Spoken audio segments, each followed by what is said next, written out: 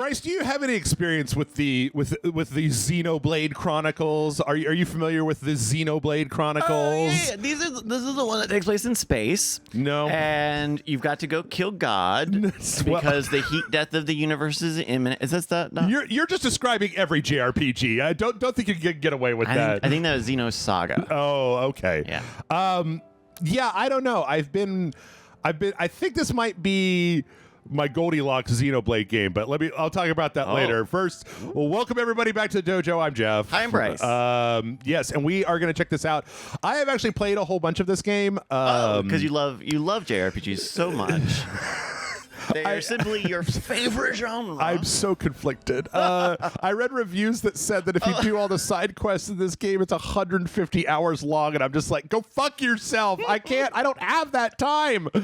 I will be honest, Jeff, when you told me you played ahead just a little bit to see what was going on, I thought we would skip to where you had jumped because nope. It's like Look, JRPGs are cool. They're really cool long-form narratives, but fuck my life, they are so long at the start. Yeah. And this one is like... I'm sure the sequel to one of these games won't be wacky and long. So I think the first Xenoblade Chronicles I tried several times because they've released it on a whole bunch of different things. It's Shulk, right? Yeah. It starts out and it's pretty like, there's a big bombastic war thing, and then it kind of slows way down into like JRPG village life. And I was like, no. Yeah. And then the second one came out. Oh, okay, yeah.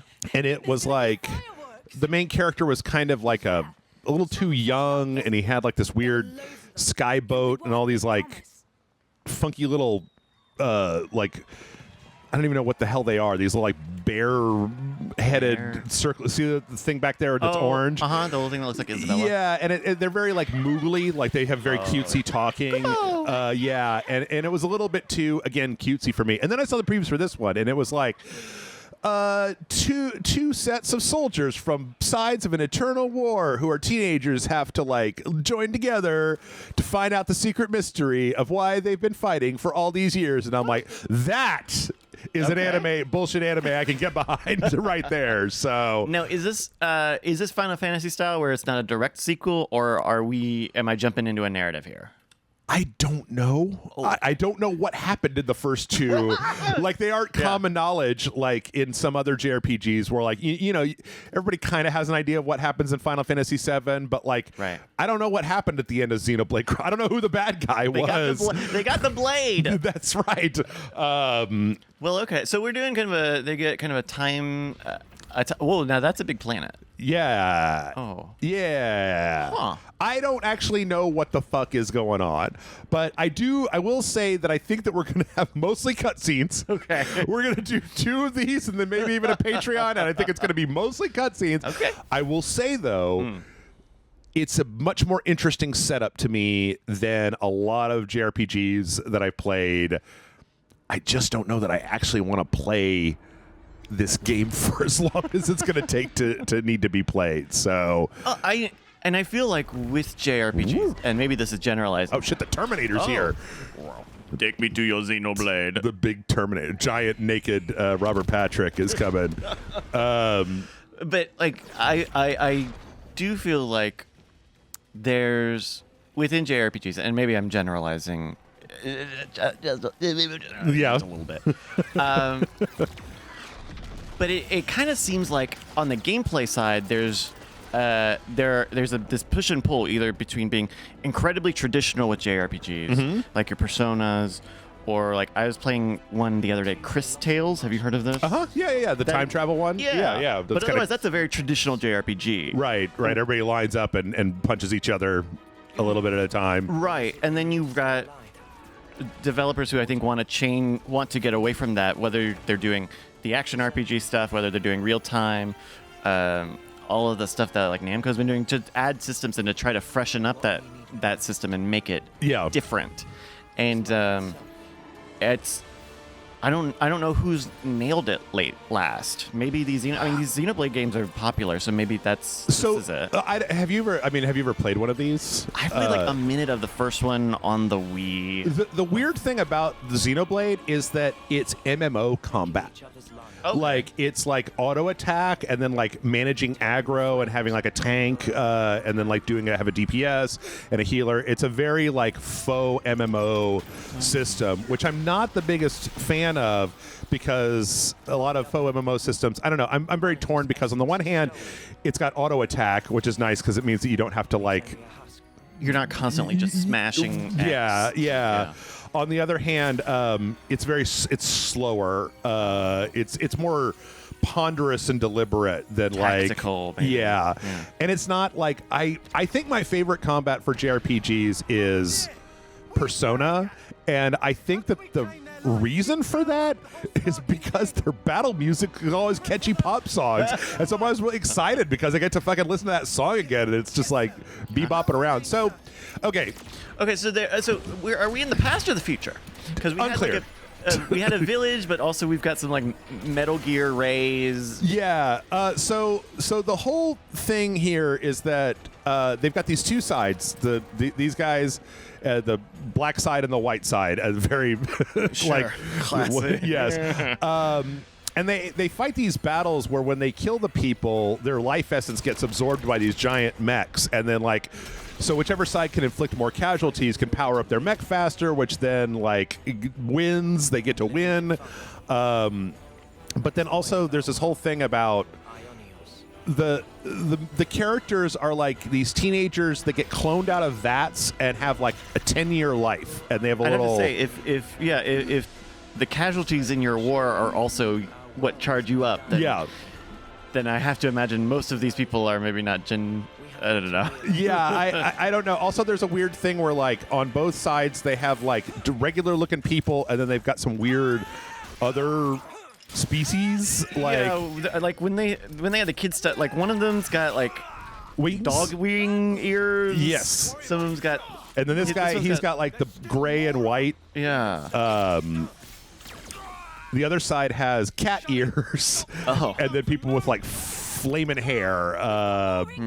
I like all of the like the imagery. I think is really striking. I don't know. It could just be because I'm a big fan of the kind of mecha stuff and the martial stuff. I think they're doing an interesting like location. I'm really stoked that this is not in a medieval village. Yeah. Or and there's any of the classical JRPGs. Oh, okay. Sorry, I was this guy with the thing over his head is who I'm supposed to be attacking. Remember to auto attack. Yeah, so I'm like not even doing anything. You just placement is a thing like it is in MMOs, but you don't have to. You'll always be auto attacking, and then you'll fill up a bunch of meters that then let you do like specific attacks that do bonus damage.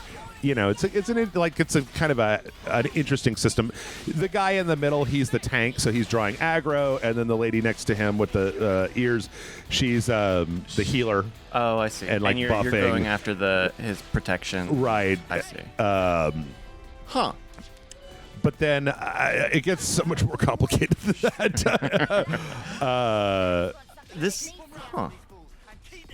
So, but you move around, like this third person, and then you fight. You like the enemies are on the field, so it's not like going into a battle thing. But yeah, I don't know. I was like I have a save game at a part where you have to like go from one place to another, and there's a lot of fight monsters out in an open world. Yeah, I think that stuff can get kind of repetitive. But I'm not sure. I don't know. I wonder. I don't have a punchline on this, but I feel like JRPG stories get written weirder than if it was an anime or a TV show first. Yeah. A lot of times, I watch a lot of anime, and the thing is that I kind of wish sometimes that there was a JRPG that like was written like an anime in episodes, right? Where each kind of chunk of the game had like a beginning and a middle and an end, and then like ties into the overplot and like has a big cliffhanger, and you're just like, ooh, I can't wait to see what happens next, because anime storytelling is fucking great, and JRPG storytelling is slow as balls. Like, well, you know what genre does that very well? The kind of episodic sort of thing. Visual novels. You look at Danganronpa. Those are multi-episode stories. Bryce, quit trying to make me play Danganronpa. I don't want to play Danganronpa. I don't know how many times I've got to tell you. No more Danganronpa. No, I get that. I think that the main problem I've had a hard time. Okay, so I have this problem with arena fighters, where I'm like, anime fans demand more than a generic arena fighter from your franchises. Demand like a full game, not just this cash-in thing. Okay, yes, we all know. But for visual novels, I keep my thing is visual novel fans demand better writing. Like, demand writing that doesn't just go over the same concept over and over again or remind you of something that just happened like a minute ago. There's a lot of overwriting that happens in visual novels that I really don't like. I don't know if it's maybe just the translation from Japanese or just the way that Japanese media is written, but I don't think that's the case, because I've seen Japanese movies, I've seen anime, I've seen stuff that doesn't feel the need to reiterate everything so hard. I don't know. It probably would not be crazy to think that there are just two different pools of people who are writing games and writing like non-interactive media. Ooh, got all the way to Days. I mean, what was the biggest game? What was that last? Elden Ring. Was that Elden Ring? Was that this year or last year? Elden Ring was this year. It was in February. And like, that is a huge cultural touchstone. Partly because it is built off of this game series that is super beloved. Yeah. But then also you like have the George R.R. Martin element of, and also we got someone who has bona fides writing stories, writing interesting, mysterious, tension stories. And that is very difficult when you also have to have a very logistical, pragmatic writing style for interactive media, right? Because you're not just writing one script, you're writing hundreds of scripts for who knows what the player will do. Yeah.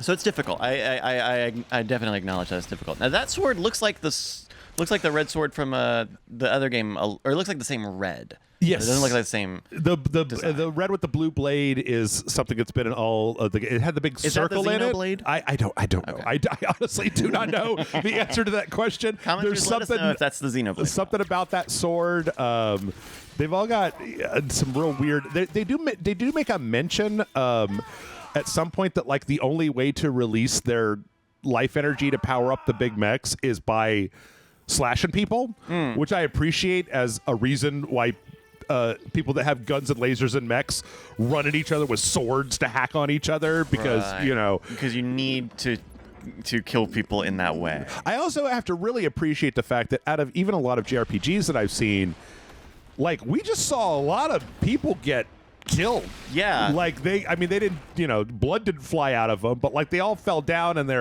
they turned into gray monsters and their life force went out. So a lot like I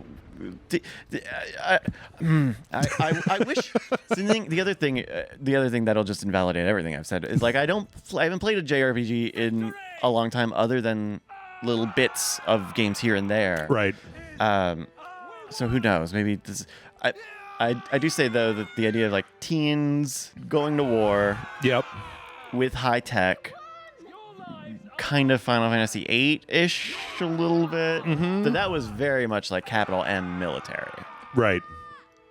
Yeah, but then also the idea I'm just a real sucker for this, like, it turns out that there is a deeper force behind this endless war, and that these naive young people have to figure out the secret that's been kept the world in this conflict, all the while figuring out that their enemies are actually not so different from them and developing friendships. And I'm like, man, I'm all over that shit. Like, that's just, that's what I want. I'm not Give me a bad guy I can kill just the bad guy. There's a part we're gonna see it in the second part. There's a part we're gonna see in the second part where like a fucking monster shows up, and then like there's all these people in red masks, and they flash to them, and it's just like, oh yeah, I want to know who they are. I want to know in 40 hours who that guy is.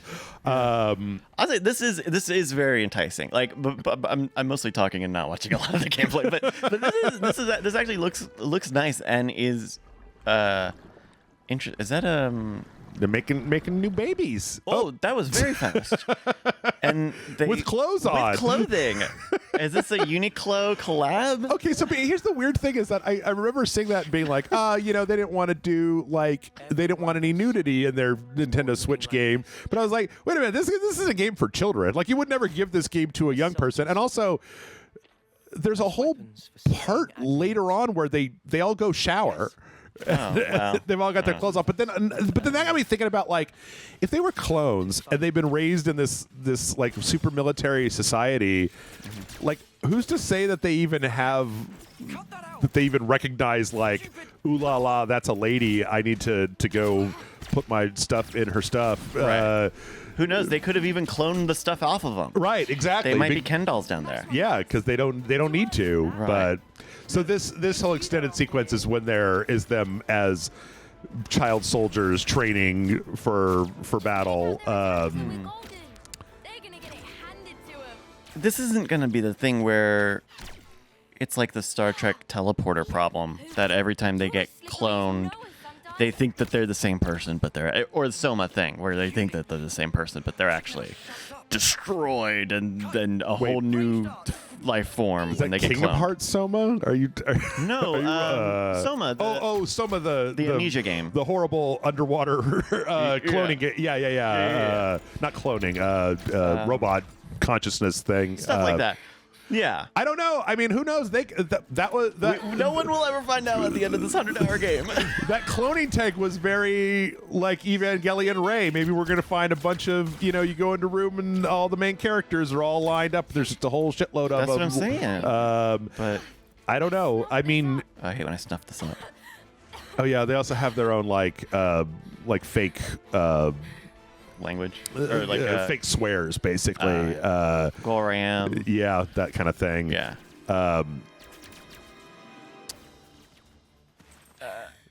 This is. You okay? Uni. I do get a little bit of a dissonance whenever it's like high tech military and low tech. Swords and spears. And like, he's got a huge, gigantic, glowing sword shield. Yes. And we just saw hovercraft like 5 minutes ago. That guy's got just like a laser rifle. Yeah. But he's also got the Mario wing hat. Right. Just all the time. I love later on there's a part where the guy, the black and white guy on your team, puts that big thing down and then pulls a turret out of the front of it and starts shooting at people with a gun built into his giant sword that is also a shield that also just disappears when they don't need it. It's just a little bit of dissonance. Though, I will say, kind of dot hacky. Also, maybe a little dot hacky. I've never watched that. You never saw dot hack? I never watched a dot hack. And I think it probably helps that is a show that takes place in a MMO. But there's a lot of conflicting tones, right? Youth and age, war and peace, the individualism and the team. Yeah. Yeah. I don't know. Is this a training exercise? Is this a training exercise? I assumed that was what this was, but maybe not. It appears to be like a skirmish between two squads, but then the person on the other squad really wants to just straight up murder the healer from our guys' side to keep him from keeping him alive. I don't know if this is going to be. There's an implication that the fat kid, the healer kid, is like dead, and that inspired the main character to become an off-seer, which we haven't got to yet, where when the people die, he plays a little flute and it sends their souls up to heaven or something. I think all kinds of weird. But that's another thing that I like more about this weird style of JRPG/anime storytelling is that there's so many questions that I have that they could potentially answer that would be satisfying. Yeah. Why are there white and gray guys? What's with the wing head people? You know, A lot about the world and the universe, and it gets tough because those are the slow periods. Yeah. Those are when you need the game to slow down and bring you into kind of the everyday reality of the characters. Yeah, but don't leave that nothing spot. Uh-oh. Oh, no. Uh-oh. Ganged up. Oh, he got a scratch on his arm. Oh, that's pretty bad. That was Oh, a pretty no. heavy scratch. Why would you? Yeah, I'm not entirely clear about what all is going on here. Again, I tried real hard, but it's like I started to realize that I'm going to have to play this game for like 12 hours to get a really good understanding of what's going on here. Well, and I think there's another tough bit where when writing for games, it's hard to pace out when and how long those down moments are going to be, and how much time the player has got to experience these different story beats. And so it means that a lot of them have to be either very action-packed, Yeah. very bombastic, or they have to have an interactive element for some reason. Yeah. You know, how many Walking Dead games have I played where you sit and watch a cutscene, cool, and then you hold forward for like 3 seconds and you watch more cutscenes. Yep. Like it's not lazy, but it is a problem with the structure, right? Giving and taking away interactivity like that. Yeah. I was actually thinking when I was playing through this and I was seeing just how much of this game is cutscene, at least at the beginning, that like I remember people... I'll never forget people bitterly complaining about Metal Gear Solid 4 having like a 30-minute cutscene.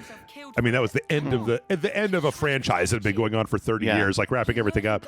But like, we're gonna play.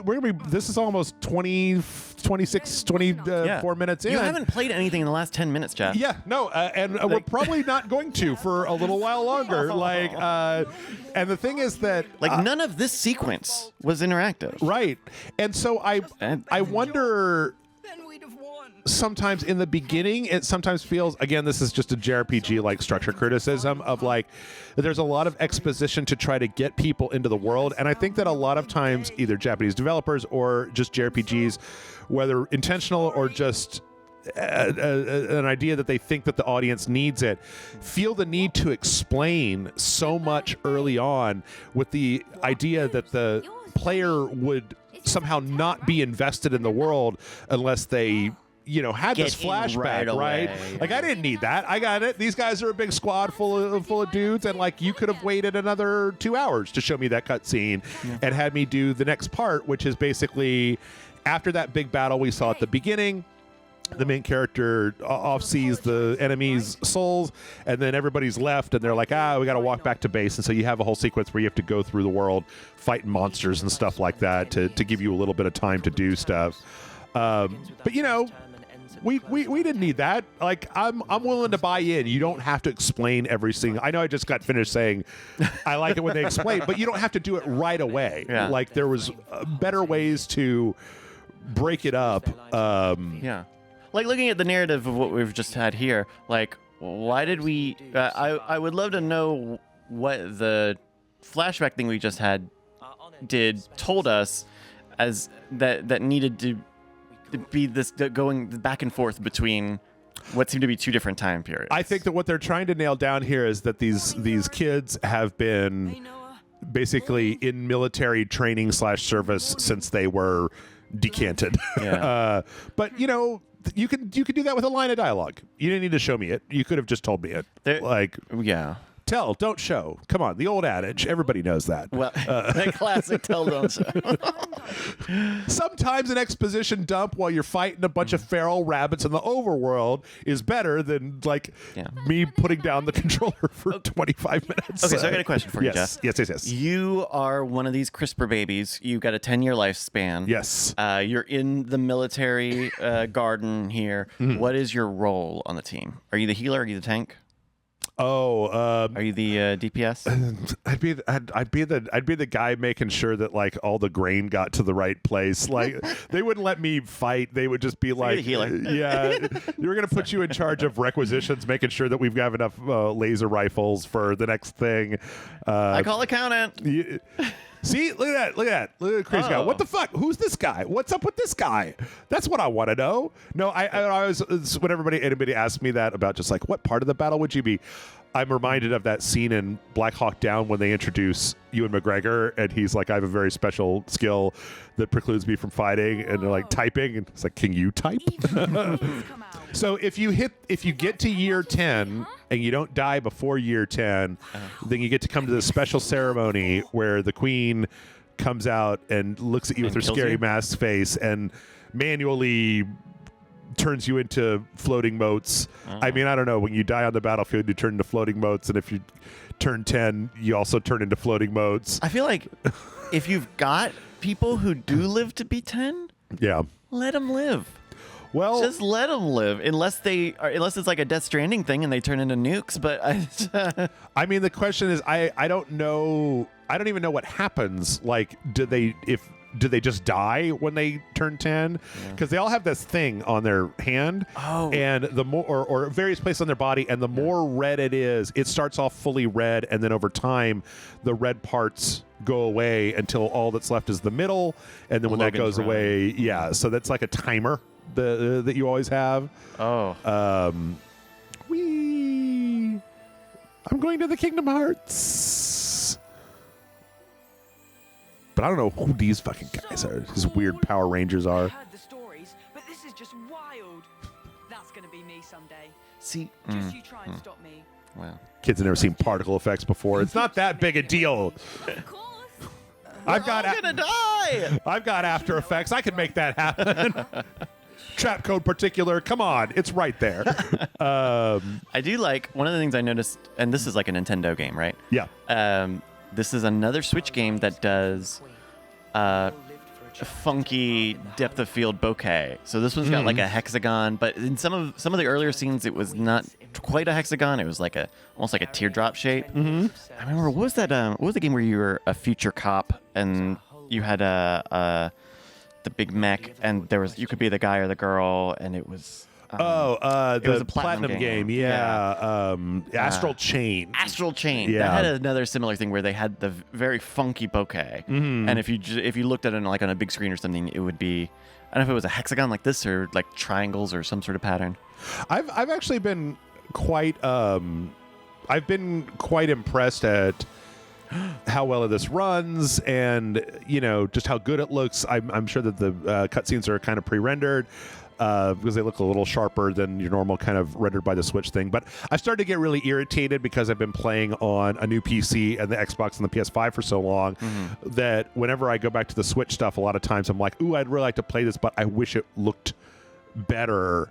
And this is one where I do kind of like the way that it looks. It's very possible that that's just art direction. It's just good art direction can make up for a lot of stuff, but so yeah, I don't know. We've been very critical, but I think this is interesting. The 5 minutes you've played in this 40 minutes seemed to be a complete sort of battle. That's the other thing, is like they tutorialized you into this whole battle system. Yep. And then you didn't play anything for another 25 minutes. It's tough. It's just the very very beginning, and I'm torn. This scares me away from starting games. Yeah. Because I have a small attention span, and so I worry that like, I'm gonna get like stuck here for like 40 minutes, and I'm gonna get bored, and I'm gonna get away from it, or not want to play it, and I've already bought it, or all of these things. I get scared of being bored by games doing this. I mean, I honestly think I complain about this stuff all the time, and I know that it would be like in some cases it's like it would be like me complaining about why don't these sports games have more machine guns in them, because I like machine guns, and so why doesn't FIFA have more shooting parts in it? Like, I don't want to play the same game for 8 months You know, I don't want to play the same game for. I don't want to play a 150-hour game for 2 hours, you know, every day for months and months and months at a time. Like, I want to beat a game. I want to beat it fast, and I want to move on to the next thing because I want. You play a lot of games. I want to. I want to go to the buffet and I want to put like breakfast and chicken fried steak and some ice cream and like mac and like cheese. I want everything. I want one bite of everything. I'm a tapas player. I'm not like a. Don't give me just a big piece of roast beef and then expect me to be satisfied. I want a lot of different experiences because games have so many different experiences that they can give you. So the idea of committing to one game, like I love Elden Ring. It's probably going to be my favorite game from this year, depending on how some of the other like God of War Ragnarok goes. But hey, you can say bollocks. That's about it.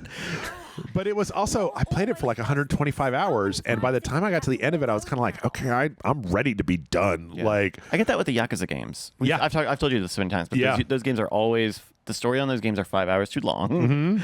And like, and there's about 20% too many side quests that you probably, they're fine and they're cute, but yes. We gotta get going. what's the inverse of the axiom quality as a quantity all its own of just like no I want tasty amuse bouche and I want like 4 of them. Less is more. Yes, I don't want like a whole basket full of, I don't want a bowl of M&Ms. I want like, you know, 1 Linzer truffle. So I'll play the other side of the debate here. There have been games that I've loved putting hundreds of hours into. Sure. And they're not narrative, right? Like, I grew up playing Beatmania. I had it on PlayStation. I have played hundreds of hours of it. I have not played Beatmania in a minute, but I could jump into it right now, and I'd probably be pretty good. And that's because me and my friends would play it, and we played all the time. And we like FIFA or like fucking GTA. Like, Yeah. if you find the right recipe, you really can get something. God damn it, that attack is- him. There we go. Oh, there you go. You really can get something that is.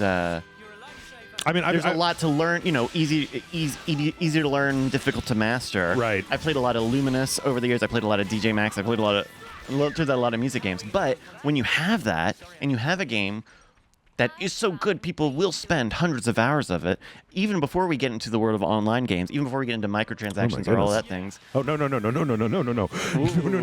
I'm level 2 and you're level 43. Fucking run! Oh my God, Jeff! It's so fast too. I just wanted to get close enough to take a look at what it looked like. Okay, there we go. You need to. I'm gonna fight this fly over here. That's what I'm after. There's a moth. Hey guys, let's fight this moth. We got the moth. But there's something really valuable if you find that. If I was a game creator and I had a game like that, Yeah. I'd be really stoked to put that out and not want to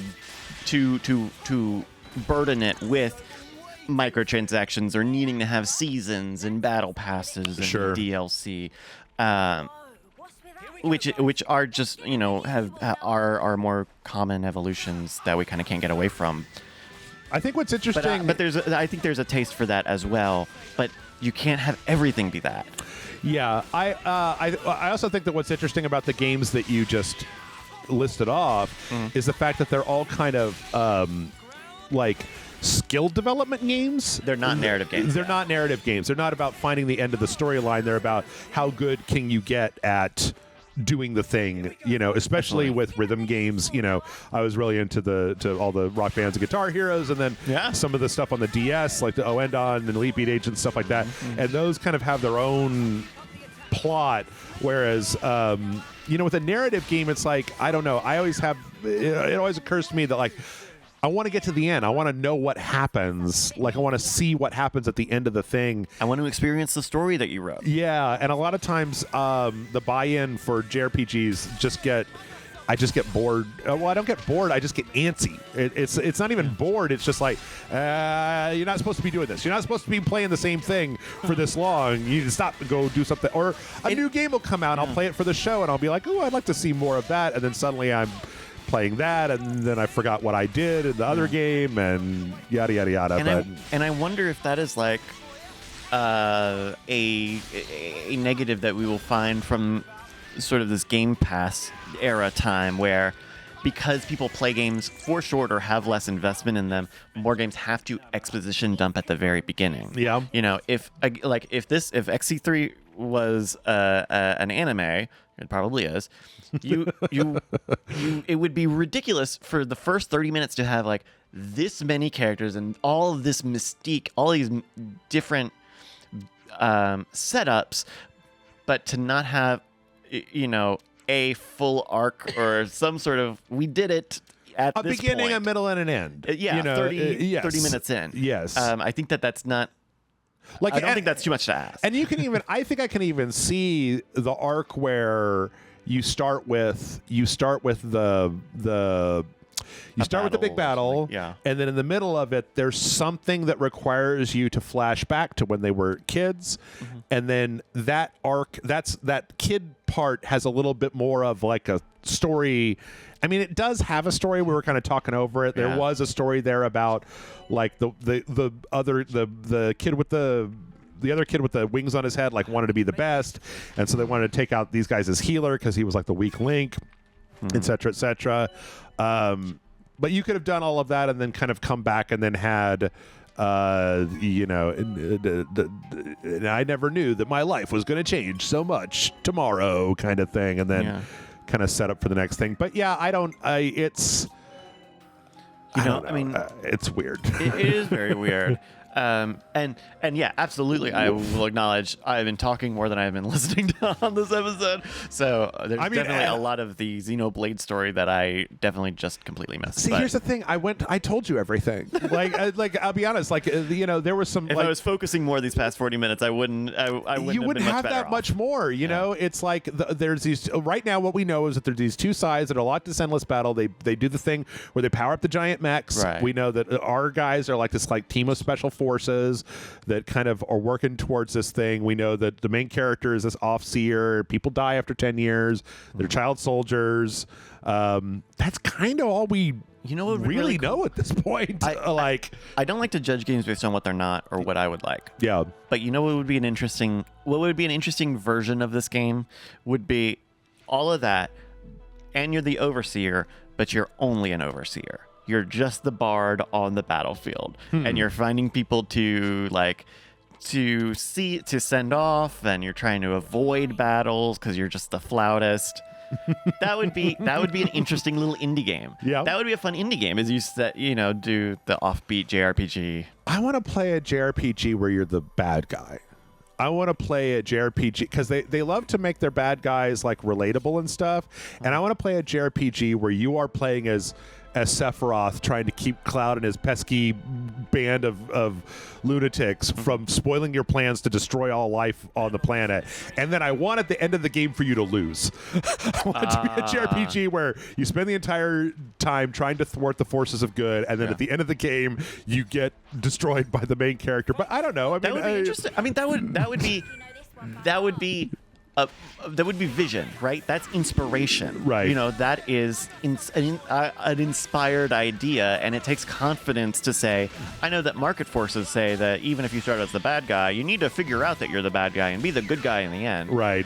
But like, or join the good guys after they beat you, and you see, we're all the same. It turns out. But even like GTA has a limit, right? Like you're the bad guy in that game, so you have to do something redemptive, right? But you still have to be the bad guy because you're shooting pedestrians on the sidewalk, and so like that's why it's confidence in not needing to always be the good guy forever.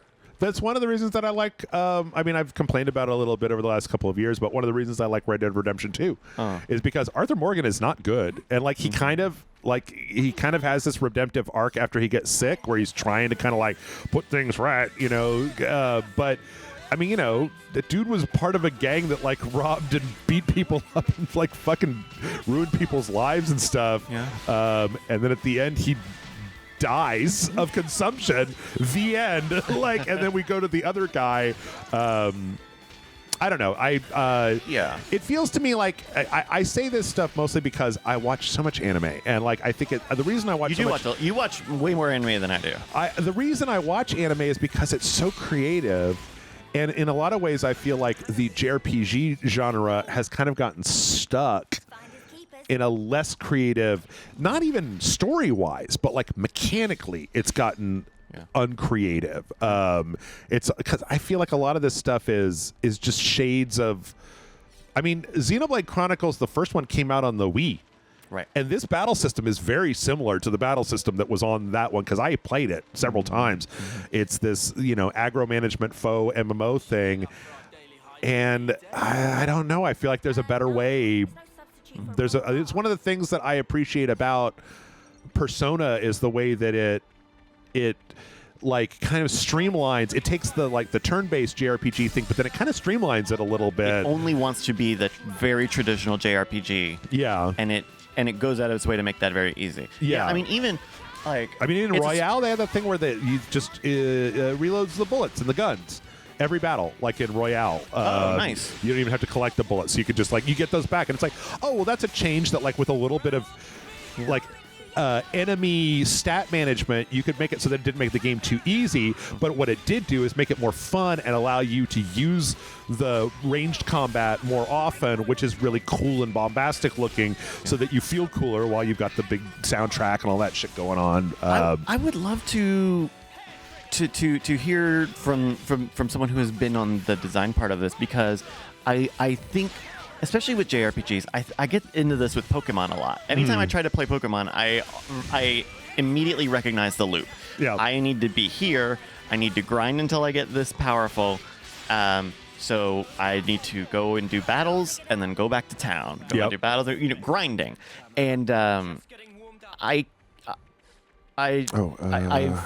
feel the structure on that, and it anything that kind of streamlines that, right? Yep. Where I can have unlimited, MP or moves in Pokemon if I just stay next to town and I go in and out and I do these little meaningless grind journeys. But getting out of that. I would love to know what the push and pull is, right? What is the push and pull that keeps you from just healing everything at the end of an RPG? Right. Why do you have items out of battle at all? What is the purpose of having an inn or a hotel system in an RPG game to heal your characters? I've seen a number. I mean, I've seen a number of games recently. I mean, this one kind of does it as well, where you always start battles with full health. And I've even seen a lot where, and then abilities are cooldown, not MP, in a way to try to reduce downtime. Usually those two things combined with an infinite easy fast travel system are okay, we're really sanding down the hard edges here so that you can keep doing the thing that you want to do more.